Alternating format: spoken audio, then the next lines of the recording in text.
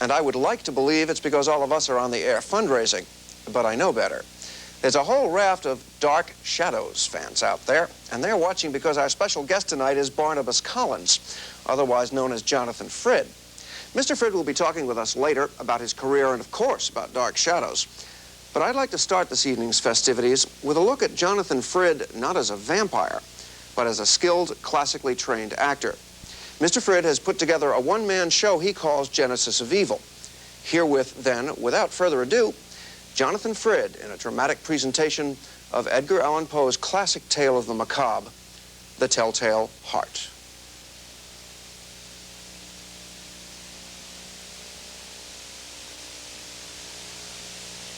Nervous. Very, very dreadfully nervous I had been and am. But why will you say that I am mad? The disease had sharpened my senses, not destroyed, not dulled them. Above all was the sense of hearing acute. I heard all things in the heaven and in the earth. I heard many things in hell. How then am I mad? Hearken and observe how healthily, how calmly I can tell you the whole story. It is impossible for me to say how first the idea entered my brain, but once conceived, it haunted me day and night. Object there was none. Passion there was none. I loved the old man. He had never wronged me. He had never given me insult. For his gold I had no desire. I think it was his eye. Yes, it was this. He had the eye of a vulture, a pale blue eye with a film over it. Whenever it fell upon me, my blood ran cold. And so by degrees, very gradually, I made up my mind to take the life of the old man and thus rid myself of the eye forever. Now, this is the point. You fancy me mad. Madmen know nothing. But you should have seen me. You should have seen how wisely I proceeded. With what caution, with what foresight, with what dissimulation I went to work. I was never kinder to the old man than during the whole week before I killed him. And every night, about midnight, I turned the latch of his door and opened it, oh, so gently. And then when I had made an opening sufficient for my head, I put in a dark lantern, all closed, so that no light shone out. And then I thrust in my head. When my head was well in the room, I undid the lantern cautiously. Oh, so cautiously. Cautiously, for the hinges creaked. And I undid it just so much that a single thin ray fell upon the vulture eye. And this I did for 7 long nights, every night just at midnight. But I found the eye always closed, and so it was impossible to do the work, for it was not the old man who vexed me, but his evil eye. Upon the 8th night, I was more than usually cautious in opening the door. A watch's minute hand moves more quickly than did mine. Never before that night had I felt the extent of my own powers, of my sagacity.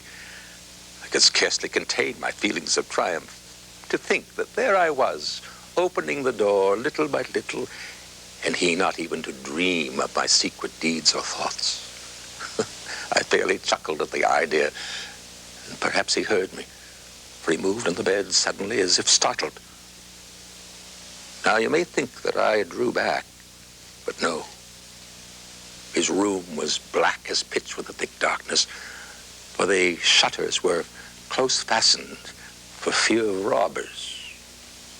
And so I knew that he could not see the opening of the door, and I kept pushing it on steadily, steadily.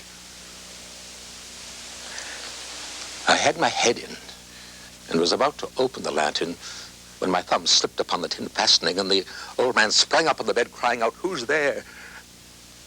I kept quite still and said nothing. For a whole hour I did not move a muscle. And in the meantime I did not hear him lie down. He was still sitting up in the bed listening, just as I have done night after night, hearkening to the death watch beetles in the wall.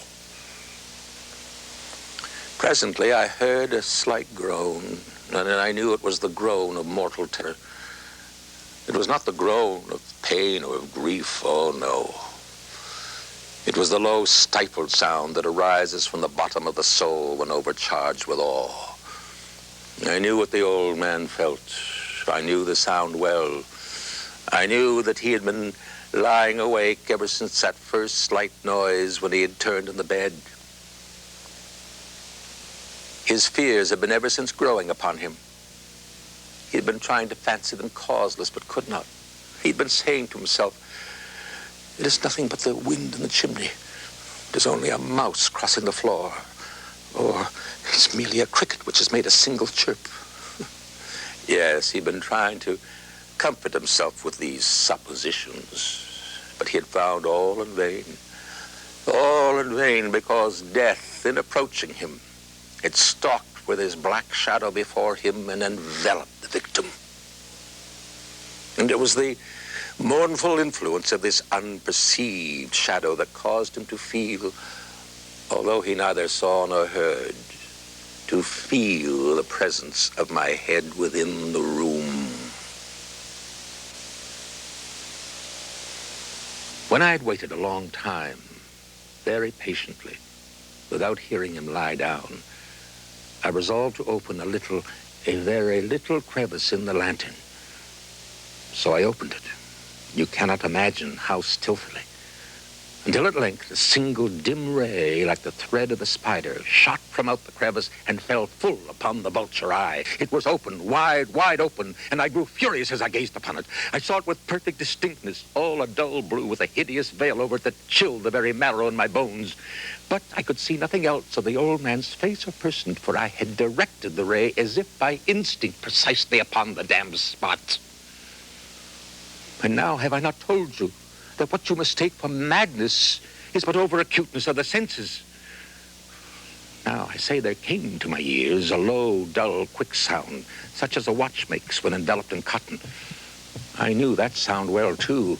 It was the beating of the old man's heart. It increased my fury as the beating of a drum stimulates the soldier into courage. But even yet, I refrained and kept still. I scarcely breathed. I held the lantern motionless. I tried how steadily I could to maintain the ray upon the eye. Meantime, the hellish tattoo of the heart increased. It grew quicker and quicker and louder every instant. The old man's terror must have been extreme. Yet for some minutes longer, I refrained and stood still. But the beating grew louder. I thought the heart must burst. And now a new anxiety seized me. A sound would be heard by a neighbor. The old man's hour had come. With a loud yell, I threw open the lantern and leaped into the room. He shrieked once only. In an instant, I dragged him to the floor and pulled the heavy bed over him. I then smiled gaily to find the deed so far done. But for many minutes, the heart beat on with a muffled sound. At length, it ceased. The old man was dead. I removed the bed and examined the corpse. Yes, he was stone dead. I placed my hand upon the heart and held it there many minutes. There was no pulsation. He was stone dead. His eye would trouble me no more. If you still think me mad, you will think so no longer when I describe the wise precautions I took for the concealment of the body. The night waned, and I worked hastily but in silence. First of all, I dismembered the corpse. I cut off the head and the arms and the legs. I then took up 3 planks from the flooring of the chamber and deposited all between the scantlings. I then replaced the boards so cleverly, so cunningly, that no human eye, not even his, could have detected anything wrong. There was nothing to wash out, no stain of any kind, no blood spot whatever. I had been too wary for that. A tub had caught all. When I had made an end of these labors, it was 4 o'clock, still dark as midnight. As the bell sounded the hour, there came a knocking at the street door. I went down to open it with a light heart, for what had I now to fear?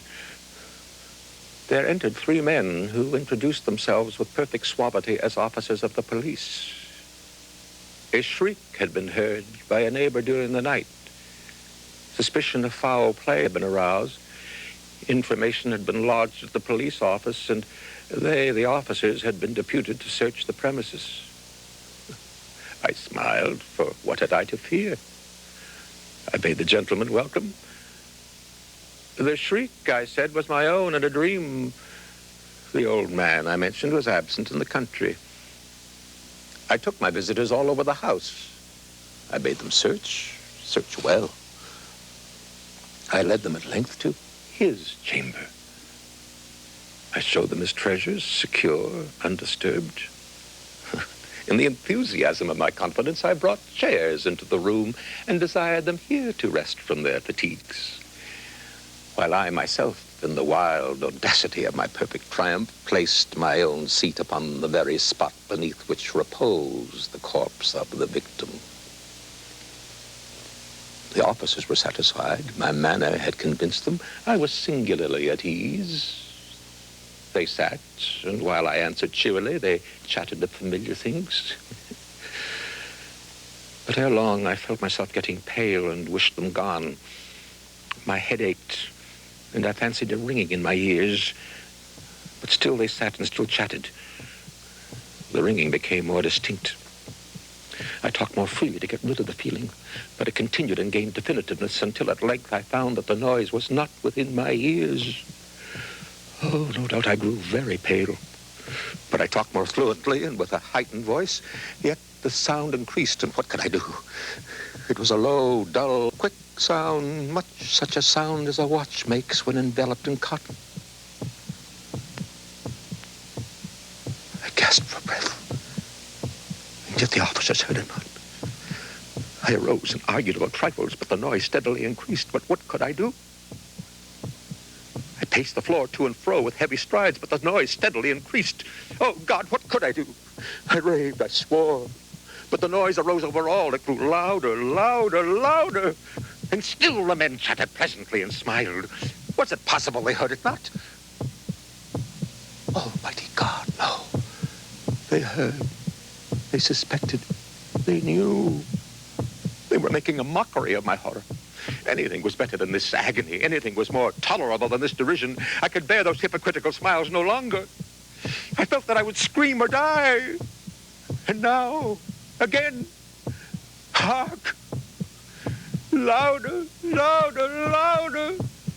Villains, I shrieked, dissemble no more!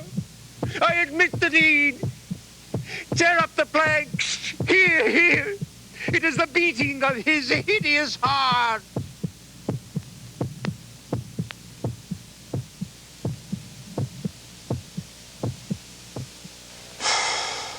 Wow. Edgar Allan Poe. Thank you very much for that performance, Jonathan Frid, and thank you very much for being with us. You're welcome. The first time I ever heard that particular story, the Edgar Allan Poe Telltale Heart story, I was a kid. I was very small. I had a radio beside my bed. I was living in New York, and at midnight on Saturday nights, a guy who called himself the Voice in the Night used to read literature like that, and it was very, very spooky stuff. And when I heard that, I must have been perhaps 10 or 11 years old, it really triggered a response. I didn't sleep for 2 weeks afterwards, but what happened beyond that is that it piqued my interest in that kind of literature, which I had never before been particularly interested in. How did you get interested in it? Well, ironically enough, it wasn't Edgar Allan Poe, except that I used to go to the movies on Saturday afternoon. I think it was 10 cents in those days. And I'd spend the whole afternoon going from Tarzan to Dracula to the Pit and the Pendulum. And you always got some Poe somewhere along the line in those days. And then along came Vincent Price and made his mark with Poe. This is my first real attempt to do anything with Poe. I haven't really read all that very much of his work. But your general interest in things occult and things... well, it was very average. It was very normal for a youngster when I was young. I remember my friends and myself, we used to pick the spookiest house we could find and go after each other as the Frankenstein or Dracula. Somebody was it. And the person who looked most like the monster was it all the time, poor guy. But we had great fun, and we really were actors. I mean, we really thought we were for it if we were caught. And, Barnabas Collins was very spooky, though. I mean, how did you get that spookiness into that character? Well, I think that's just has a lot to do with had a lot to do with my first experience of any note on television or lengthy experiences on television.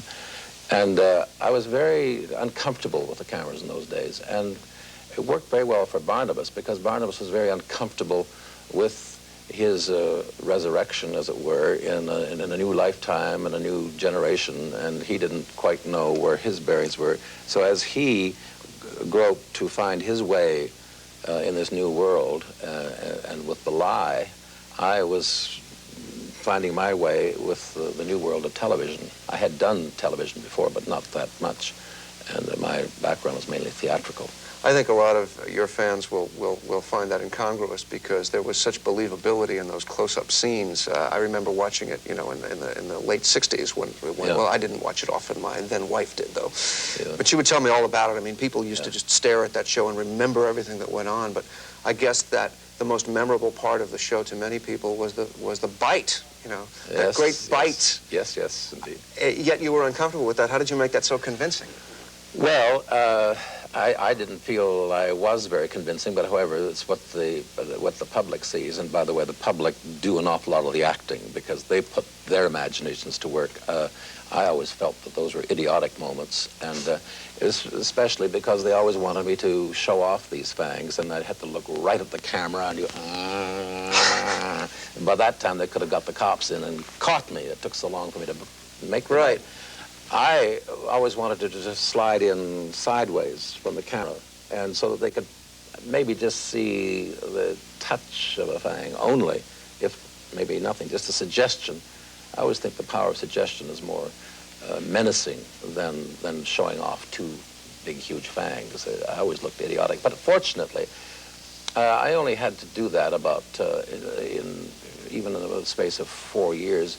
Probably about 3 or 4 minutes were taken up with bites, so that didn't bother me all that much. I could get on to the meaty parts of the role. Well, you were a great biter, because a lot of people remember those 3 sure. or 4 minutes out of 4 years. You know? Yes, that was my logo. Did you have an experience when you put those fangs in? A lot of actors and actresses will say that the role really comes when they put the hat on or when they put the coat on. Did you change character when you put the fangs on? No, I just felt they were a darn nuisance. And the first time I ever did it, we hadn't been practiced with it, so I had them in my pocket. And of course they went in, and I had to do it very quickly. I cannot talk with them. So I used to have to... They were uncut, they were... Oh, yes, you did talk in a sort of slushy way. So I always had to put them in while the camera was on the poor victim, and she would be, you know, paralyzed. That would be the shot while I was putting in these silly things. And I would get them out of my pocket, and of course they'd go in the wrong side, upside down, inside out, or whatever. And so the first time I ever did, I had to chew them up like a kid caught with gum in class, and he has to put it in the back of his mouth.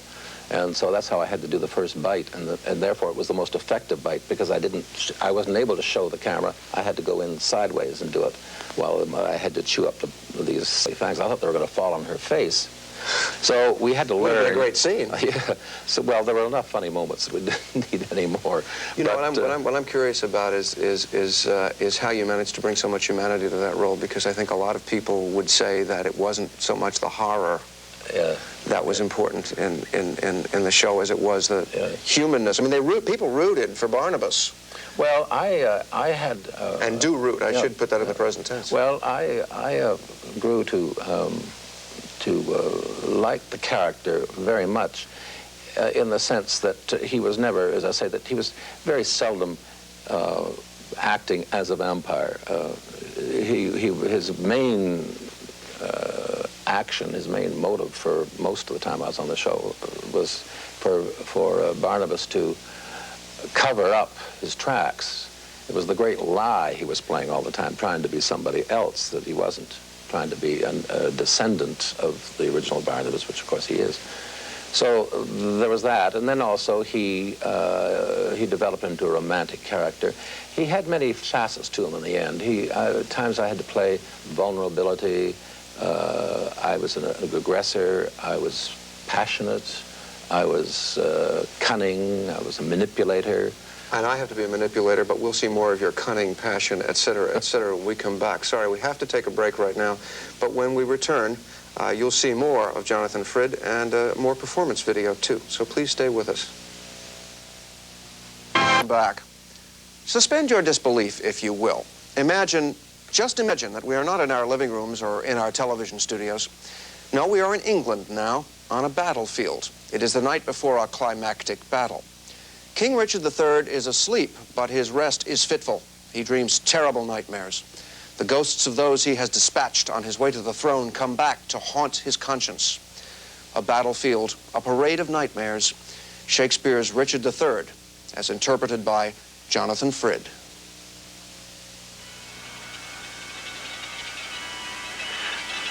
Give me another horse. Bind up my wounds. Have mercy, Jesus! Soft, I did but dream. Oh, coward conscience, how dost thou afflict me? The lights burn blue, 'tis now dead midnight. Cold, fearful drops stand on my trembling flesh. What do I fear? Myself? There's none else by. Richard loves Richard. At his eye am I. Is there a murderer here? No. Yes, I am. Then fly. What, from myself? Great reason why. Lest I revenge. What, myself upon myself? Alack, I love myself. Wherefore? For any good that I have done unto myself?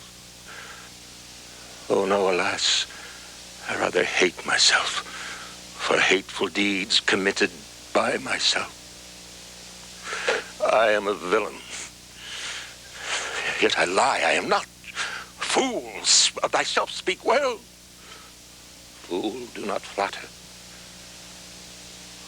My conscience hath 1,000 several tongues, and every tongue brings in a several tale, and every tale condemns me for a villain.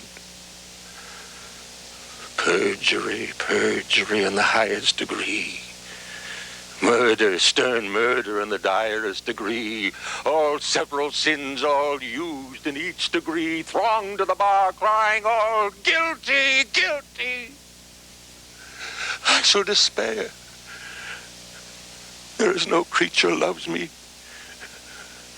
And if I die, no soul shall pity me. Nay, wherefore should they? Since that I myself find in myself no pity to myself.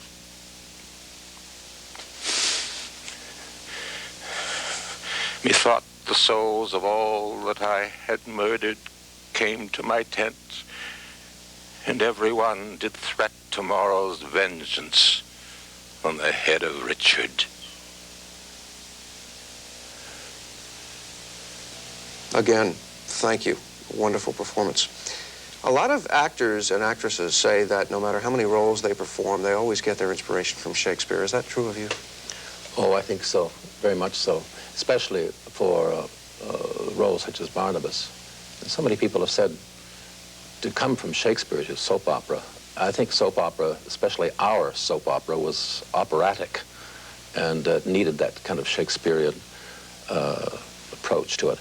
The two roles that certainly influenced Barnabas were Macbeth, which I played years ago, with his conscience. He was a conscience-stricken person from the very beginning.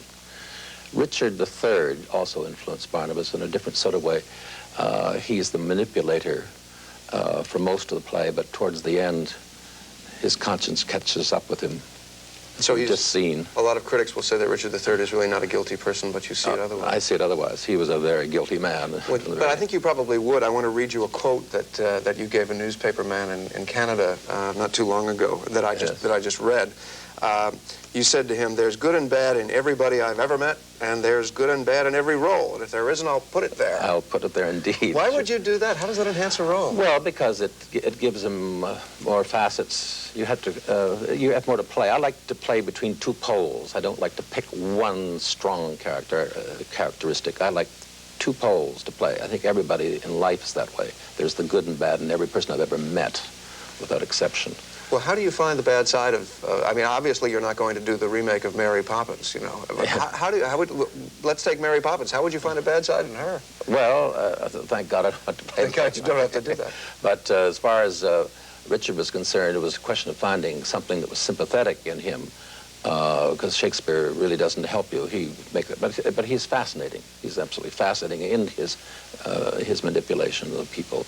And then he can become slightly sympathetic, not really, but empathetic for the audience. And when he comes out of that nightmare and he realizes that he's in a void without soul, no one to love him, he's alone, he is damned. And anyone who's totally damned, I think, can wring a little sympathy, just a little, from the audience. Well, just as you have been quoted as saying that if there's no bad in a role, you'll put it there. I understand that it is also true that if there's no good in a role, you'll put it there, too. Yes, I understand that Barnabas was supposed to be a ghoul and turned out quite otherwise. Yes. Did you have a fight about that? Did you have a hard time? No, I think that we agreed on that from the very beginning. We fought over the bite, but that wasn't, too much. But no, I think we worked together harmoniously on that. There were a couple of writers were extremely interested in making him a sympathetic person, or at least interesting. Not just the cold, bloodless look that Bela Lugosi had, which was beautifully danced and choreographed, I thought. I was never that kind of very graceful in my movement. So I was trying to play an inner life. He was guilt-ridden like an alcoholic.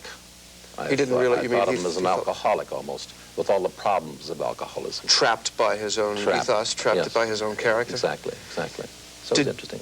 Did you take any of that away from that performance? I mean, you did it for 4 years. Did you learn anything about guilt over that period? Oh, I don't think you learn anything, but you get rid of it. You can play out all of your inner tensions. That's one of the great beauties of being an actor, I feel.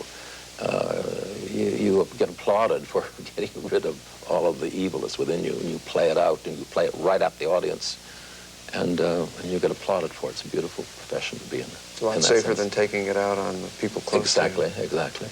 Enough of Barnabas. What about you personally? What about your career paths for the future? Where are you headed? Well, I'm going in a new direction. I'm starting life all over again, and I won't tell you how old I am. But this time I'm going to manage my own affairs instead of just going around and taking whatever jobs are thrown at me. I'm going to develop this one-man show I've been doing at Dark Shadows festivals. It's called Genesis of Evil, and I'm going to take it away from emphasis on Dark Shadows and make it more universal for a universal audience. It may keep the same title. I may do a theme on something like the death of kings or famous murders. And then I could do a few presidents if I open it up. So it's really wide open for you. Yes, but it's the one-man show I love doing, and the concept of it is very exciting to me, and I'm planning to develop that right away and get it on the boards this spring.